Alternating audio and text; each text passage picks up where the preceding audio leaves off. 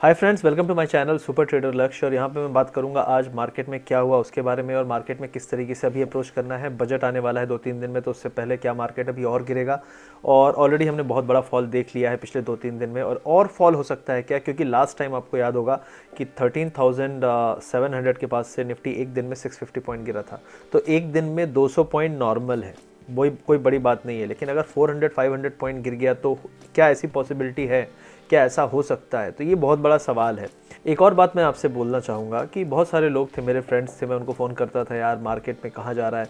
बोले यार बहुत अच्छा मार्केट है, जो लेता हूँ ऊपर जाता है। जो ऑप्शन मैंने सीख लिया है, कॉल ख़रीदता हूँ, जब भी गिरता है तो कॉल ख़रीद लेता हूँ, 2-3 दिन बाद ऊपर चला जाता है। बहुत पैसे बन रहे हैं यार, पता है मैंने 10 लाख रुपए बना लिए हैं पिछले 3 महीने में, और कोई दिक्कत नहीं है। मुझे तो लग रहा है कि मैं नौकरी छोड़ दूँ। तो वो फ्रेंड से मैंने बोला कि भाई सब ठीक है, बढ़िया है, फिर तो बहुत अच्छी बात है। आज मैंने उसे कॉल किया तो उसका पता क्या रिएक्शन था? ये था।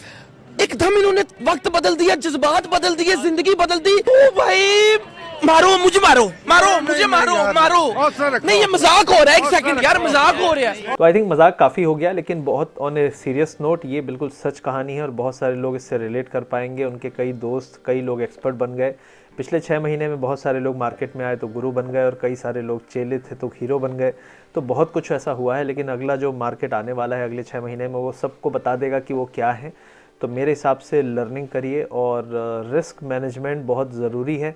और जो एग्रेसिव बेट आप लिया करते थे आज से 2 महीने पहले, 1 महीने पहले, अब वो लेना बंद करना पड़ेगा। अब आपको पोजीशन साइजिंग, पोजीशन मैनेजमेंट, ये सब चीज़ों पे बहुत ध्यान देना है।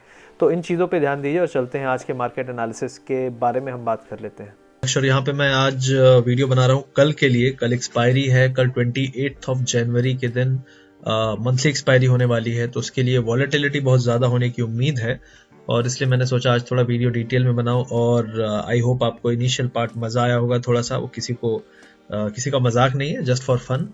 सो बेसिकली अंडरस्टैंड, यहाँ पे आपको ये करना है कि मार्केट आज काफी वीक था, और उसमें सबसे बड़ा पार्टिसिपेशन उन स्टॉक्स का था जो नॉर्मली एग्रेसिव रहते हैं जब मार्केट ऊपर जाता है।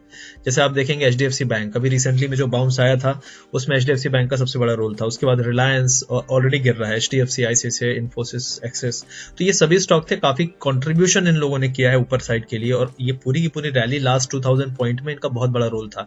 अब इन सभी ने टॉप बनाया। उसके बाद आपने देखा कि हाई लेवल पे डिस्ट्रीब्यूशन हो रहा था, काफी दिनों से हम डिप भी दे रहे थे, उसके बाद फिर शार्प बाउंस आ रहे थे। लेकिन एक चीज थी कि मोमेंटम कमजोर हो रहा था, और मैंने पिछले 10 दिन से आपको यही चीज कही है कि मोमेंटम वीक हो रहा है। जिस दिन गिरेगा उस दिन मौका नहीं देगा, और लास्ट 3 दिन में मौका नहीं दिया इसने।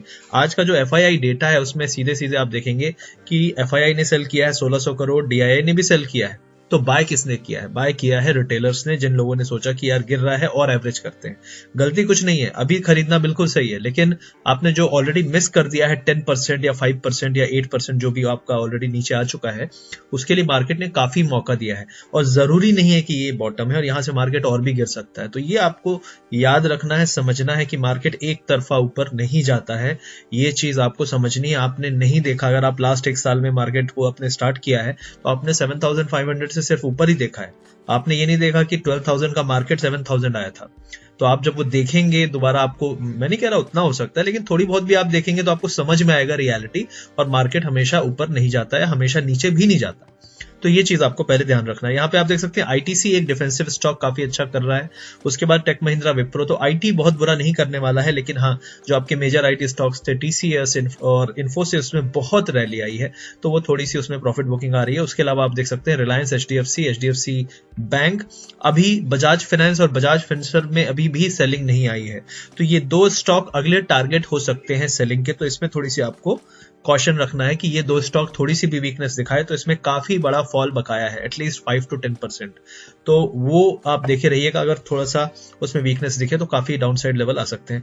अब हम बात कर लेते हैं थोड़ा कि इंडेक्स मूवर्स में बैंक में क्या हुआ। तो बैंक में आप देख सकते हैं एचडीएफसी, एक्सिस, आईसीआईसीआई। एक्सिस का रिजल्ट आया है, बहुत अच्छा नहीं है। एचडीएफसी ऑलरेडी वीक है, आईसीआईसीआई भी गिर रहा है। तो आप देखेंगे कि कोई भी सपोर्ट करने वाला बैंकिंग में नहीं था, इसलिए बैंक निफ्टी भी 1000 पॉइंट गिरा हाई से।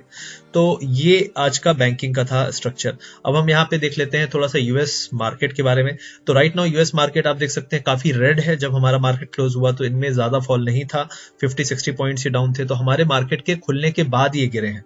तो ये एक आपको काफी नोट करने वाली पॉइंट है कि मार्केट वीक है, सिर्फ इंडिया में नहीं, ग्लोबली भी और यूरोप में भी। यूरोप में भी आप देख सकते हैं 2% का फॉल है। तो अगर आप बोलेंगे कि हमारे यहाँ बहुत बड़ा फॉल आया है, तो आप देख सकते हो 1.91%, कोई बहुत बड़ा नहीं आया है, और कल हम बंद थे। तो डेफिनेटली अभी यहाँ से रिस्क भी बढ़ रहा है। तो एक चीज आपको ध्यान रखना है यहाँ पे कि यूएस में फॉल आ रहा है। एक ये ट्रेंड लाइन की मैं काफी दिनों से बात कर रहा था, डाउ जोन्स पे जो वहां का यूएस का फ्यूचर्स है, तो उसमें आप देख सकते हैं ये ट्रेंड लाइन टूटी है, फाइनली कई बार टूट चुकी है, लेकिन पहली बार हम थोड़ा सा ये, जैसे यहाँ पे हमने फ्लैटनेस दिखाई थी इस एरिया में, इस फ्लैटनेस के बाद यहाँ पे ब्रेक डाउन हुआ था, लेकिन फिर शार्प बाउंस हुआ था। तो इस फ्लैटनेस के बाद ये फॉल आ रहा है। तो ये फॉल कितना टिकता है ये देखने वाली बात होगी, लेकिन जो टारगेट है आपके यहाँ तक हो सकते हैं 29,700 तक के, मतलब करंट लेवल से आप 700-800 पॉइंट भी गिर सकते हैं यूएस में। तो ये मत सोचिए कि यूएस मार्केट गिरा है फिर उठ जाएगा, बचा लेगा हमारे मार्केट को। अगर प्रॉफिट बुकिंग ग्लोबली आ रही है तो काफी बड़ी भी हो सकती है, क्योंकि छोटी छोटी तो कई बार आ चुकी है। और ये ट्रेंड लाइन, अगर आपको पता है प्राइस एक्शन, तो आपको पता होगा कि ट्रेंड लाइन टूटने से पैनिक बढ़ता है जो बड़े इन्वेस्टर्स होते हैं उसमें, और इसलिए इसको थोड़ा इंपॉर्टेंट माना जाता है। राइट नाउ तो टूट चुका है, लेकिन अगर ये रिकवर हो जाता है तो कोई दिक्कत नहीं है। अगर ये बढ़ा और ये बहुत बड़ा कैंडल बना तो फिर बड़ी प्रॉब्लम हो जाएगी। फिर हमारा टारगेट जो मैंने आपको बताया 29,700-800 के आसपास होगा। तो ये आपका हो गया डाउ जोन्स का। अब यूएस डॉलर की बात कर लेते हैं, जो एक इंपॉर्टेंट फैक्टर है हमारे मार्केट्स को गिराने में। तो यहाँ पे आप देख सकते हैं डॉलर ने ऊपर गया, फिर थोड़ा सा यहाँ पे बॉटम बना रहा था, तो इस एरिया में इसने बॉटम बनाया है ऑलमोस्ट 90 के पास में। अब ये जो अपसाइड है, अगर ये एरिया, ये ट्रेंड लाइन है आपकी इंपॉर्टेंट 90.8 एरिया अगर ये क्रॉस करता है तो ये बड़ी मुसीबत हो जाएगी इमर्जिंग मार्केट्स के लिए। एशिया में जो भी आपके हांगकांग है, आपका शंघाई है, आपका निकाई है, निकाई तो इसमें नहीं आता, लेकिन फिर भी उसमें भी फर्क पड़ सकता है। तो ये आपको देखते रहना है कि क्या आज फेड की पॉलिसी है यूएस में। अगर उसके बाद मार्केट ऊपर जाते हैं और इस एरिया को ब्रेक करते हैं तो फिर समझ लीजिए कि यूएस डॉलर का एक अच्छा खासा अपसाइड चालू होने वाला है, और वो आपको 91.9, 92 तक भी इजिली जा सकता है। कोई बड़ी बात नहीं है, सरप्राइजिंग नहीं है।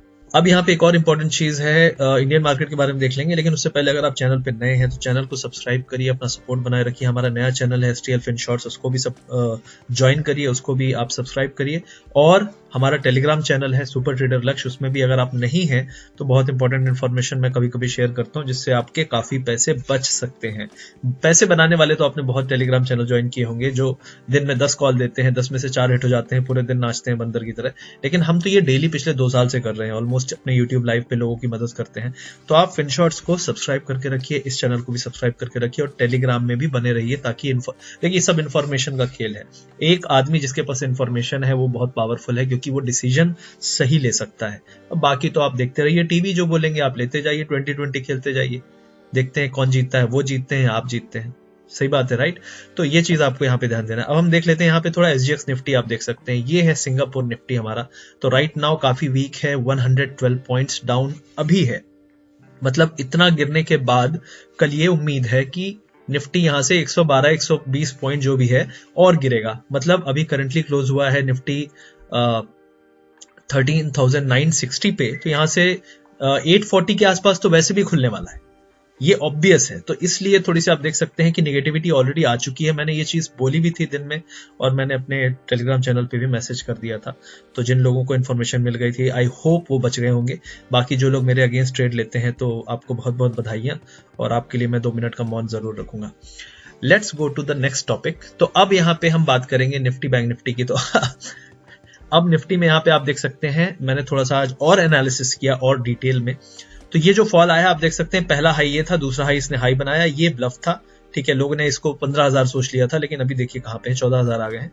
अब इसमें क्या हुआ, यहाँ पे मोमेंटम वीक हो चुका था, ठीक है। यही चीज मैं बार बार गिना रहा था। देखिए कई बार क्या होता है ना, मार्केट जब इतनी बड़ी रैली दिया है तो टाइम ले सकता है, लेकिन होना वही है, होना अल्टीमेटली कंसोलिडेशन ही है, और वही चीज हम देख रहे हैं। तो इसमें एक इंपॉर्टेंट सपोर्ट था आपका 14,250, जिसको इसने ऐसे ही तोड़ दिया, मतलब वहां पे रुका भी नहीं। उसके बाद जो इंपॉर्टेंट सपोर्ट है वो अब आता है आपका 13,750 पे, 750 या 700 पे। और अगर आपको पता है फिबोनाची का जो रिट्रेसमेंट है, तो उसके हिसाब से भी 61.8 आता है आपका 13,720-30 के आसपास। और अगर थोड़ा बड़ा और करेक्शन आया तो आपका 13,500। तो ये 2 लेवल बहुत इंपॉर्टेंट है, क्योंकि जैसे मैंने आपको कहा कि लास्ट टाइम यहाँ पे क्या हुआ, लोगों ने गिव अप किया, और गिव अप करने के बाद 650 पॉइंट एक दिन में गिर गया। तो यहां से अगर 400-500 पॉइंट गिरा तो उसके लिए भी आपको रेडी रहना पड़ेगा। तो मेरे हिसाब से 680 से लेके 500 के लेवल इंपॉर्टेंट सपोर्ट होने चाहिए बजट के पहले। अब ये कल आएगा, परसों आएगा, नहीं आएगा, वो मार्केट को जाने, लेकिन मेरे हिसाब से अगर कल और वीकनेस दिखी या हमको गैप अप मिला तो हमको सिर्फ सेल करना है। तो कोई भी गैप अप है निफ्टी में आपको सेल करना है। आपके टारगेट्स होने चाहिए एटलीस्ट 750 760 अगले 2-3 दिन के अंदर। ठीक है, बजट आपका मोस्ट प्रोबेबली फर्स्ट को आने वाला है, मंडे है, तो फ्राइडे तक में आपके पास मौका है जो भी ट्रेड करनी है। और दूसरा है बैंक निफ्टी। तो बैंक निफ्टी में अगर आप सेम चीज लगाते हैं लॉजिक, तो हम ऑलरेडी 61.8 क्रॉस कर चुके हैं, ज्यादा वीक है, लेकिन आप देख सकते हैं अगला जो सपोर्ट है वो आपका आता है यहाँ से सिर्फ 300-350 पॉइंट नीचे। तो 350 पॉइंट का तो यहाँ पे आप देख सकते हैं सपोर्ट इमीडिएट है। देखते हैं यहाँ रुकता है नहीं रुकता है। इसका मतलब नहीं है कि यहाँ रुकेगा ही रुकेगा, क्योंकि ये कंसोलिडेशन जोन है। आप देख सकते हैं यहाँ पे काफी कंसोलिडेशन है, तो हो सकता है हम यहाँ पे आए और फिर यहाँ पे कंसोलिडेट करें इस एरिया पे। तो अगर इसके लो एरिया में आया मार्केट तो 28,900 तक गिर सकता है, और अगर ऊपर से ही लौट गया तो भी 29,400-500 के लेवल से, मतलब करंट लेवल से 700-800 पॉइंट का फॉल तो मेरे हिसाब से बनता है बैंक निफ्टी में मिनिमल, जिससे पहले हम बाउंस कह सकते हैं कि आने वाला है। तो ये ओवरऑल स्ट्रक्चर है निफ्टी बैंक निफ्टी का। अब हम एक और चीज देख लेते हैं यहाँ पे, टाटा मोटर। तो टाटा मोटर के बारे में कल का एनालिसिस है, मैंने कुछ डिलीट नहीं किया, मैंने इसी एरिया के बारे में बात की थी। ब्रेक होता है तो हम यहाँ पे जाएंगे। हम धीरे धीरे जा रहे हैं, बहुत तेजी से नहीं जा रहे, क्योंकि यहाँ पे काफी स्ट्रॉन्ग कैंडल बना था तो उसको नलीफाई करने के लिए। लेकिन मुझे लगता है यहाँ से और वीकनेस आई तो हम एक बड़े कैंडल के साथ ही 250 जाएंगे, बड़े कैंडल के साथ। तो देखते हैं कल क्या होता है। लेकिन ओवरऑल यहाँ पे अगर आप ऑलरेडी शॉर्ट हैं तो ठीक है, लेकिन आप नई पोजीशन यहाँ पे मत लीजिए। अब आप यहाँ पे वेट करिए, क्योंकि इस एरिया पे मेरे हिसाब से कंसोलिडेशन हो जाएगा। टाटा मोटर में कुछ बदला नहीं है, चीजें अच्छी हैं, फंडामेंटल अच्छा है। जो लॉन्ग टर्म वाले लोग हैं उनको यहाँ से पहले एंटर नहीं करना है, लेकिन इस एरिया पे मिले तो जरूर एंटर कर सकते हैं थोड़ा बहुत।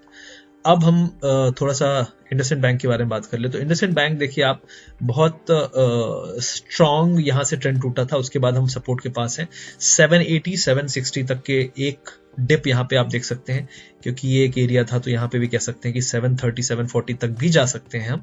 तो 740 से लेके 760 एरिया है जो यहाँ पे सपोर्ट इसको मिलना चाहिए इंडसइंड को। राइट नाउ वीक है, इमीडिएटली 30-40 पॉइंट्स का डिप आ सकता है। अब हम अगला देख लेते हैं बजाज फाइनेंस। तो बजाज फाइनेंस जो है राइट नाउ इसका जो सपोर्ट आएगा आपका 4680 के आसपास आएगा। यहाँ से 150 पॉइंट तो मुझे लगता है गिव अप कर देना चाहिए। लेकिन अभी भी मैं ये कह रहा था आपको कि आप देखिए यहाँ से जो ये इतना बड़ा एरिया है जो इसने गेन किया था, इसको गिव अप करने पे आ गया तो बहुत बड़ी मुसीबत में फंस जाएंगे। मेरे हिसाब से लॉन्ग टर्म वालों को अभी भी अच्छा खासा प्रॉफिट हो रहा है 4900 4800 पे। अब वो तो उनका डिसीजन है, मार्केट ने सिखा दिया, बजाज फाइनेंस भी सिखा देगा, क्या दिक्कत है। और जज्बात तो 2 ही मिनट में बदल जाते हैं, आपको ही पता है, राइट। तो ये सभी एनालिसिस था मेरा। महिंद्रा एंड महिंद्रा एक ऑटो में था, तो आप देख सकते हैं यहाँ से बहुत स्टीप फॉल आ रहा है। मुझे लगता है ये भी धीरे धीरे यहाँ से ड्रिफ्ट करके इस एरिया पे सपोर्ट इसको मिलना चाहिए। तो आपका ये एरिया है 740 के आसपास, तो अभी भी काफी यहाँ से डिप है। कोई भी बाउंस आएगा मुझे नहीं लगता यहाँ पे रुकेगा, क्योंकि यहाँ पे भी हम नहीं रुके थे। तो ये महिंद्रा एंड महिंद्रा की बात होगी। ओवरऑल ये स्टॉक्स हैं जो आप ट्रेड कर सकते हैं, जो भी आपको करना है। डेफिनेटली ये मेरा व्यू है, मेरा एनालिसिस है। आप अपना दिमाग लगाइए, अपना नॉलेज लगाइए, सीखिए, पेपर ट्रेडिंग करिए, ऑब्जर्व करिए। डेफिनेटली इसी तरीके से कॉन्फिडेंस बढ़ेगा। देखिए हर चीज नहीं होती कि बटन दबाने लगे, हर चीज होती है कि आपके अंदर कॉन्फिडेंस है क्या। अगर आपको लग रहा है गिरना है या उठना है या कहीं भी जाना है तो आप बटन दबाने के लायक हो जाओगे। लेकिन आप सिर्फ हवा में बात करोगे, मुझे पता था गिरेगा, मुझे पता था उठेगा। अगर पता था तो पैसे क्यों नहीं लगाए, और अगर नहीं लगाए पैसे तो आपको नहीं पता था। तो नॉलेज आएगा तो अपने आप उस जो पता था में अपना एग्जीक्यूशन भी करोगे और पैसे भी बनाओगे। तो ये बहुत इंपॉर्टेंट चीज है, तो इस पे ध्यान दीजिए। ओवरऑल आई थिंक हमने निफ्टी बैंक निफ्टी सभी को कंप्लीट कर लिया है।